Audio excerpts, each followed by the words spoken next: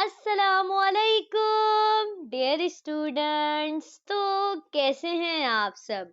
तो आज की ये वीडियो आप सब लोगों की भरपूर रिक्वेस्ट पर बनाई जा रही है और ख़ास तौर पर मेरे कुछ स्टूडेंट्स जैसे कि Ayesha Gufran, Kiran Khan, Sundas Roz, Habiba Khan, Kulsoom, Arqam traders, Huzaifa Rafiq, Zainab Asghar, my choice choose और बहुत सारे स्टूडेंट की भरपूर रिक्वेस्ट पर बनाई जा रही है। तो आज की इस वीडियो के अंदर हम क्लास 10th के फिजिक्स के टारगेट पेपर को डिटेल में डिस्कस करेंगे और इंशाल्लाह अगर आपने इस टारगेट पेपर से तैयारी कर ली तो फिर आपके एग्जाम में बहुत अच्छे नंबर आने से कोई नहीं रोक सकता। तो आए बगैर वक्त को जाया किए चलते हैं हम वीडियो की तरफ।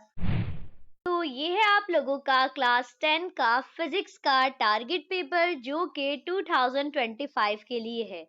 ठीक है, तो सबसे पहले तो मैं आपको ये बताती हूँ कि आपका जो फिजिक्स का पेपर होता है वो टोटल 60 नंबर्स का होता है। ठीक है, और इसको सॉल्व करने के लिए आपको टोटल 3 घंटे दिए जाएंगे और 3 घंटे के अंदर अंदर ही रहकर आपने अपने पेपर को कंप्लीट करना होता है। ठीक है, तो देखिए आपके पास जो सबसे पहला सेक्शन होता है वो होता है सेक्शन ए, जिसके अंदर आपको दिए जाएंगे मल्टीपल चॉइस क्वेश्चंस यानी कि एमसीक्यूज।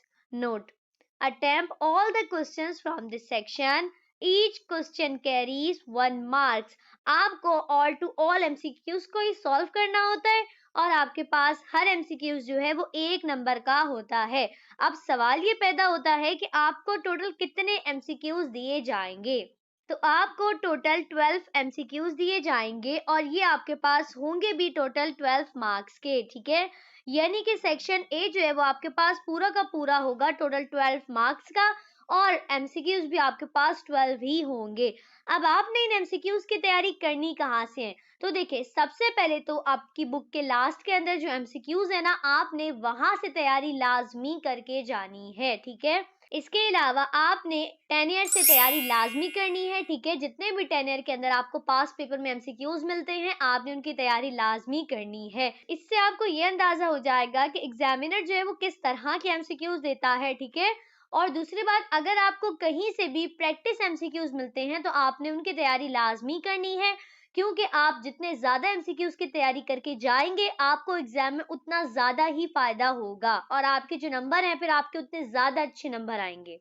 ठीक है, और अब हम बात करते हैं सेक्शन बी की। ठीक है, तो देखें आपके पास जो पूरा का पूरा सेक्शन बी होगा वो टोटल 24 मार्क्स का होगा और इसी तरह सेक्शन सी जो होगा वो भी टोटल 24 मार्क्स का ही होगा। ठीक है, अच्छा अब ये जो टारगेट पेपर है ना, ये टारगेट पेपर मैंने चैप्टर वाइज बनाया है। ठीक है, ताकि ना आप लोगों को किसी भी किस्म का मसला ना हो। एक बात देख लें, आपने सेक्शन बी के अंदर टोटल 8 क्वेश्चंस को अटेम्प्ट करना होगा और आपको टोटल 12 क्वेश्चंस दिए जाएंगे। ठीक है, मतलब 12 सवाल आपको दिए जाएंगे और आपने टोटल 8 सवालात के जवाब देने हैं और आपके पास जो हर सवाल होगा ना वो 3 नंबर का होगा। ठीक है, तो आपने बहुत ध्यान के साथ इन सवालात के जवाब देने हैं। अब देखिए एक चीज जो आपको पता होनी चाहिए वो ये है कि आपको कितने न्यूमेरिकल्स दिए जाएंगे शॉर्ट के अंदर और कितने आपको शॉर्ट क्वेश्चंस दिए जाएंगे। तो देखें आपके पास आएंगे टोटल 12 क्वेश्चन ना, जिसके अंदर से आपके पास 6 तो होंगे न्यूमेरिकल, सबके 6 आपके पास होंगे शॉर्ट क्वेश्चन। ठीक है, तो अब ये आपके ऊपर है कि आप क्या करना चाहते हैं।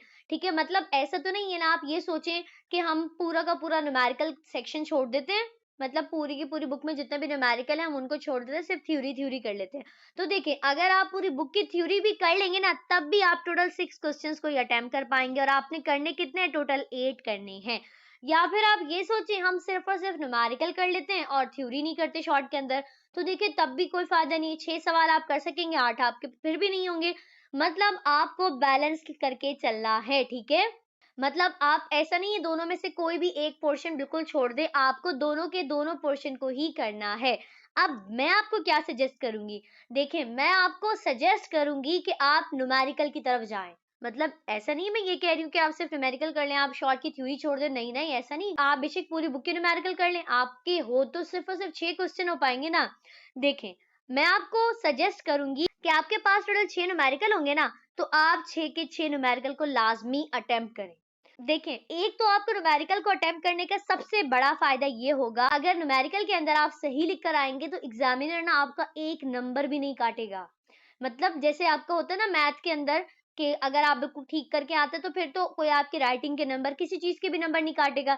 इसी तरह अगर आप न्यूमेरिकल को बिल्कुल सही से सॉल्व करके आए होंगे, प्रॉपर लिख कर आए होंगे, तो फिर एग्जामिनर आपका एक भी नंबर नहीं काटेगा और आपको अच्छे खासे नंबर यूं ही मिल जाएंगे। और अगर आप ऐसा करें कि थ्योरी करें, तो देखिए थ्योरी के अंदर पहला सबसे बड़ा मसला जो होगा वो ये कि हो सकता है आप कहीं पे भूल जाए, आप पहला वर्ड भूल जाए, आखिरी वर्ड भूल जाए, आपको सवाल समझ में ना आए, आप उसकी जगह पूछा कुछ और आप लिख कर कुछ आ जाए, ठीक है। और इसके अलावा आपके लिखने में मिस्टेक्स हो सकती हैं, आप भूल सकते हैं कहीं पर, नहीं तो फिर एग्जामिनर कहेगा भाई बच्चे की राइटिंग अच्छी नहीं, नंबर यूं ही काट लेगा वो, ठीक है। तो मैं आपको सजेस्ट करूंगी कि आप न्यूमेरिकल्स की तरफ जाएं, मतलब आप 6 न्यूमेरिकल कर लें और 2 आप कर लें शॉर्ट क्वेश्चन, तो आपके 8 के 8 सवाल आराम से हो जाएंगे, ठीक है। तो ये आपके लिए बहुत अच्छा है, क्योंकि अगर आप पूरे बुक की भी थ्योरी करते हैं ना तो बहुत मुश्किल काम है थ्योरी इतनी सारी करना, क्योंकि कुछ भी एग्जामिनर पूछ सकते हैं, कहीं से भी हो सकता है कोई शॉर्ट आपको लगे इंपॉर्टेंट नहीं और एग्जामिनर वही आपको दे दे। तो मैं आपको सजेस्ट करूंगी कि आप न्यूमेरिकल करें, क्योंकि आपकी बुक के अंदर कोई बहुत ज्यादा मुश्किल न्यूमेरिकल नहीं है, ना ही बहुत ज्यादा न्यूमेरिकल है कि आपका नहीं बहुत ज्यादा हम प्रैक्टिस कैसे करेंगे, हमसे नहीं हो पाएगा, नहीं। न्यूमेरिकल ना आपके पास एक बहुत बड़ा तोहफा है, ठीक है। तो बहुत बहुत अच्छी बात है कि आपके पास न्यूमेरिकल्स हैं, आप पहली फुर्सत में सब कुछ छोड़कर न्यूमेरिकल की तैयारी करें। चलें, सबसे पहले फिर अगर बात न्यूमेरिकल की ही कर रही हैं तो फिर न्यूमेरिकल की ही करते हैं कि आपने किस चैप्टर के न्यूमेरिकल करने हैं। तो ये आपके पास न्यूमेरिकल का पोर्शन है, सही है। तो देखें, आपके पास जो स्टार्टिंग के चैप्टर्स हैं, अब आप क्योंकि जानते हैं कि आपका जो सिलेबस है वो रिड्यूस हो चुका है, ठीक है। तो वैसे भी जो स्टार्टिंग के चैप्टर्स हैं तकरीबन उनमें ही तकरीबन न्यूमेरिकल और लास्ट के कुछ चैप्टर में तो बिल्कुल भी न्यूमेरिकल नहीं है। तो देखें, आपके पास जो सबसे पहला चैप्टर है यानी कि यूनिट 10, तो इसके न्यूमेरिकल आप लाजमी करें।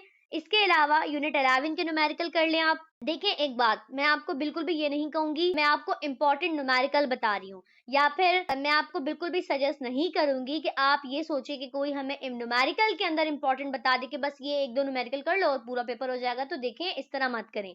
आपकी बुक के अंदर कोई बहुत ज्यादा न्यूमेरिकल तो वैसे भी नहीं है और तकरीबन एक ही मेथड के न्यूमेरिकल है। मतलब अगर आप कोई 1-2 न्यूमेरिकल कर लें तो उस चैप्टर के तो सारे न्यूमेरिकल ये हो जाते हैं। और ना तो एग्जामिनर आपको बहुत ज्यादा घुमा के न्यूमेरिकल देगा, जो आपकी बुक के अंदर होगा ना तकरीबन तकरीबन एज इट इज वही दे देता है, ठीक है। तो आप क्या करें, न्यूमेरिकल्स कर लें। अब जरा देखें, यूनिट 10 के अंदर से आपके पास लाजमी एग्जाम में एक न्यूमेरिकल आएगा, इसी तरह यूनिट 11 में से एक न्यूमेरिकल आपके पास लाजमी आएगा, इसी तरह यूनिट 12 में से भी एक न्यूमेरिकल आएगा, और आपके पास ये जो यूनिट 13 है ये तो मोस्ट इंपॉर्टेंट आपके पास चैप्टर है और इसमें से तो 100% कंफर्म है कि आपका एक न्यूमेरिकल लाजमी आएगा।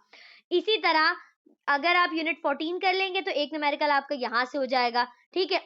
देखिए, जिनमें मैंने लिखा है ना कि ये मोस्ट इंपॉर्टेंट है, तो वो तो बहुत ज्यादा ही इंपॉर्टेंट है, मतलब उसमें तो हर साल आया है न्यूमेरिकल, ठीक है। तो अगर आप यूनिट 15 के न्यूमेरिकल्स कर लेंगे तो आपका एक न्यूमेरिकल यहाँ से हो जाएगा, यानी कि ये आपके पास टोटल 6 यूनिट हैं जिनकी अगर आप न्यूमेरिकल कर लेते हैं तो आपके तकरीबन तकरीबन 6 न्यूमेरिकल बिल्कुल आसानी के साथ, बिल्कुल मजे के साथ, बहुत अच्छी टाइम मैनेजमेंट के साथ आपके आराम से हो जाएंगे।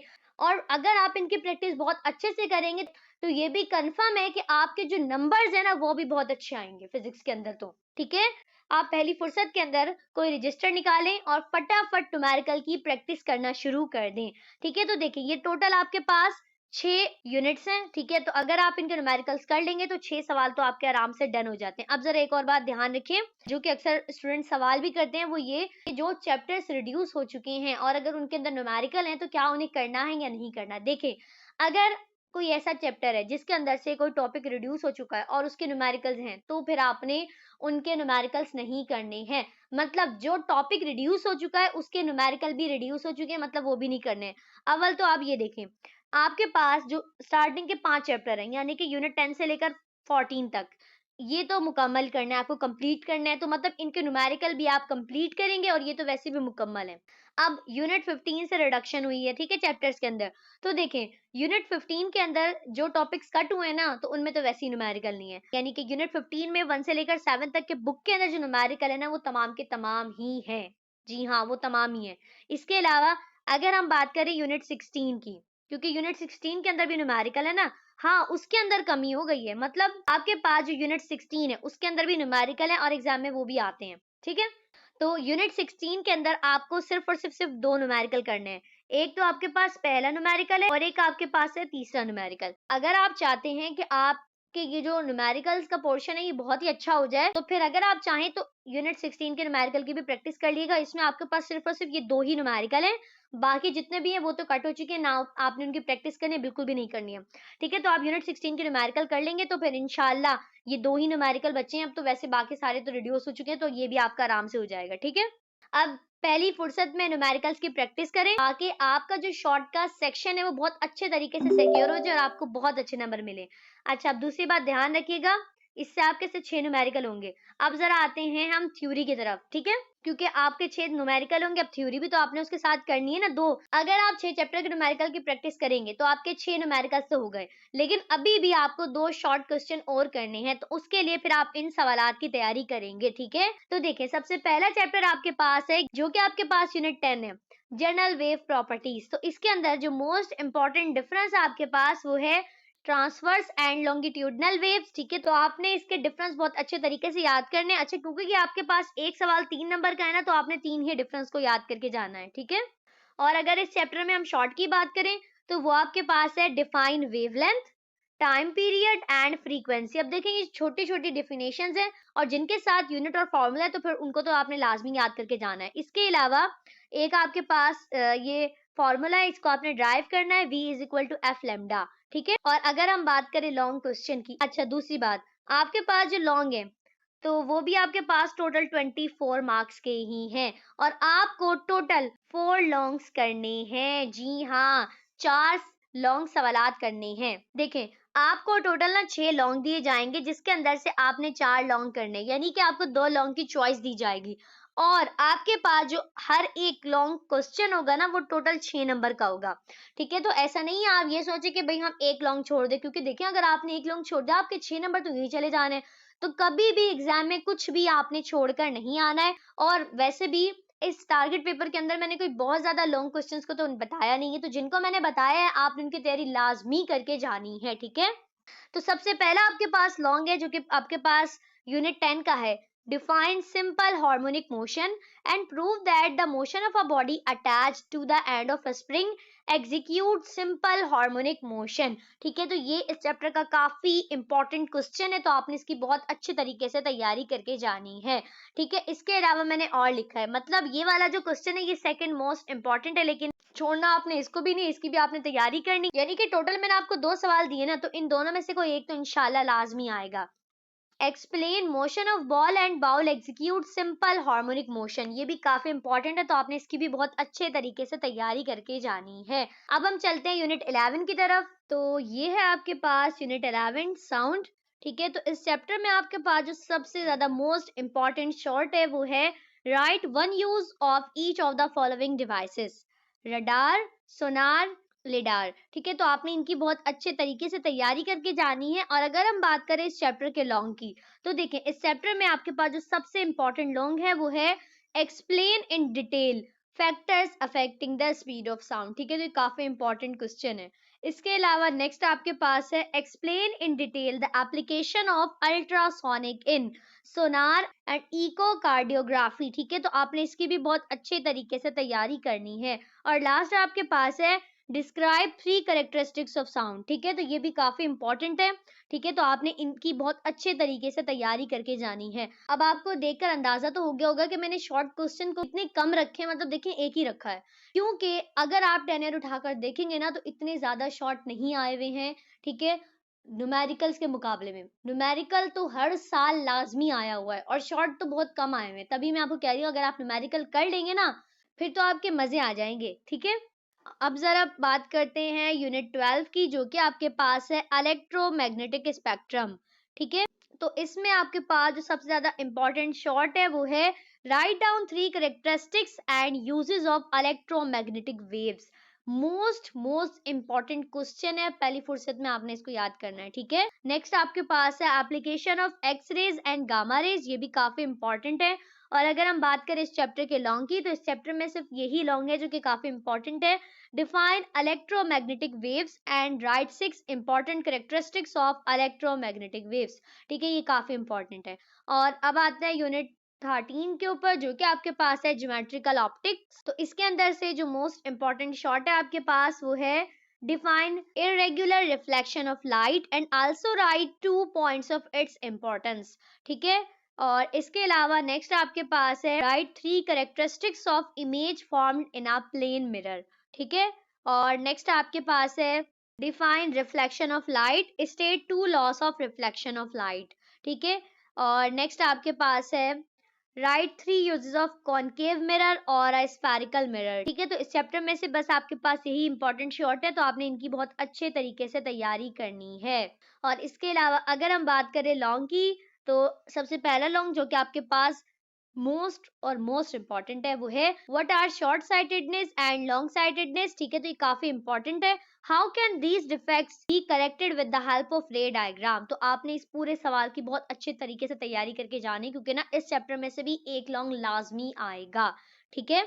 और नेक्स्ट आपके पास है with the help of ray diagram drive the mirror equation.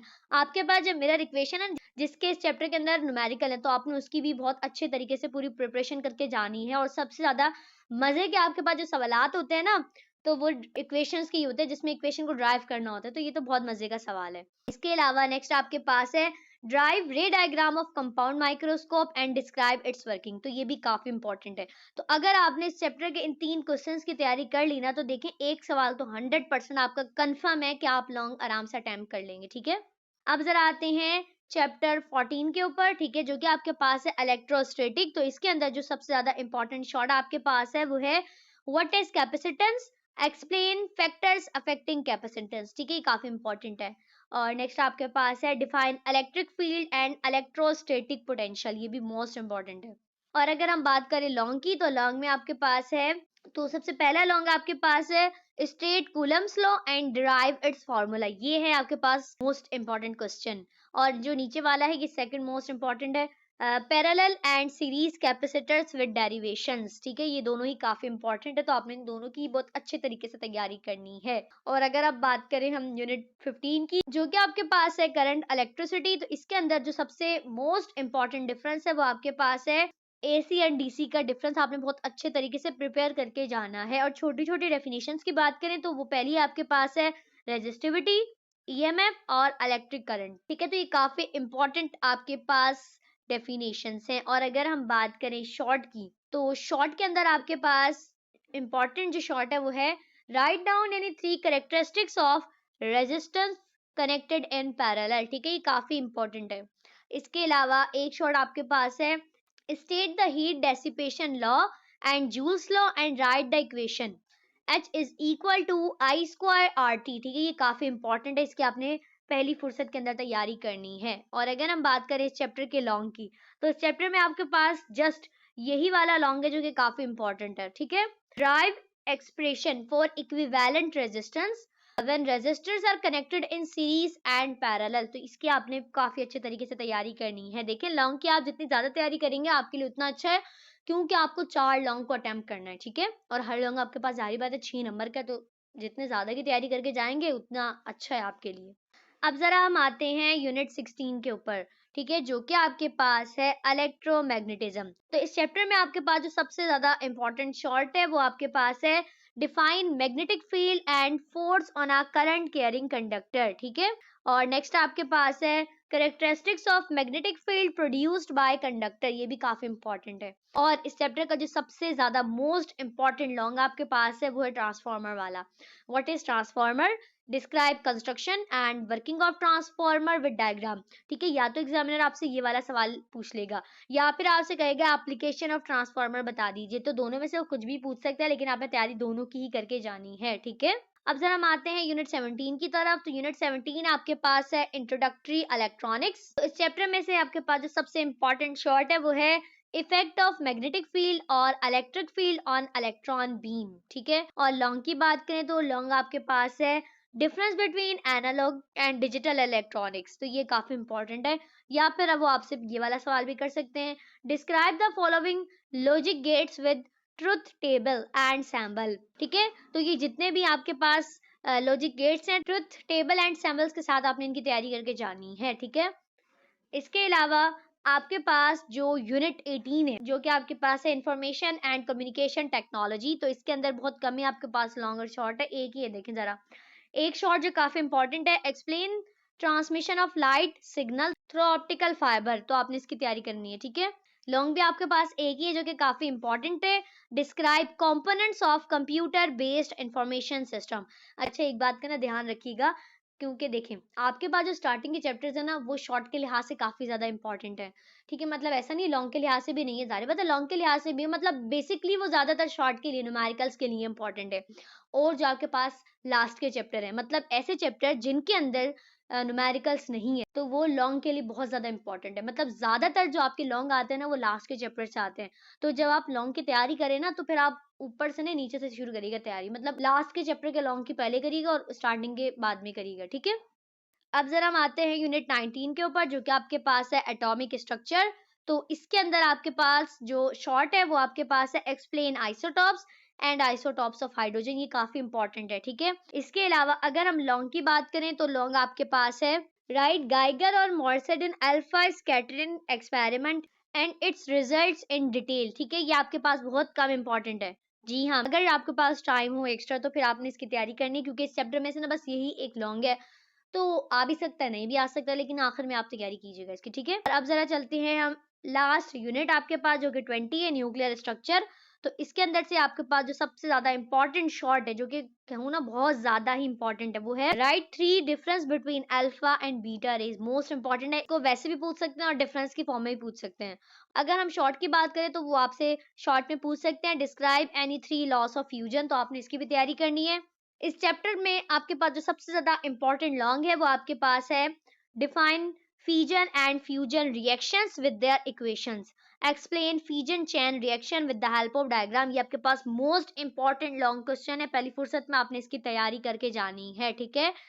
तो उम्मीद करती हूँ कि पूरा का पूरा टारगेट पेपर आपको समझ में आ गया होगा, ठीक है। और अगर आपको इसका पीडीएफ चाहिए तो फिर आप मुझे कमेंट सेक्शन में बता दिएगा, मैं आपको इसका पीडीएफ प्रोवाइड कर दूंगी, ताकि आप इसकी तैयारी जो है वो बहुत आराम से कर लें, ठीक है। इसके अलावा ध्यान रखिएगा जो मैंने न्यूमेरिकल्स का आपको बताया है, ठीक है, तो जिस तरीके से मैंने आपको प्रिपरेशन करने का बताया है, बिल्कुल इसी तरीके से आपने प्रिपरेशन करके जानी है। तो इंशाल्लाह फिजिक्स में ना आपकी एक्सपेक्टेशन से ज्यादा आपके अच्छे नंबर आएंगे, ठीक है।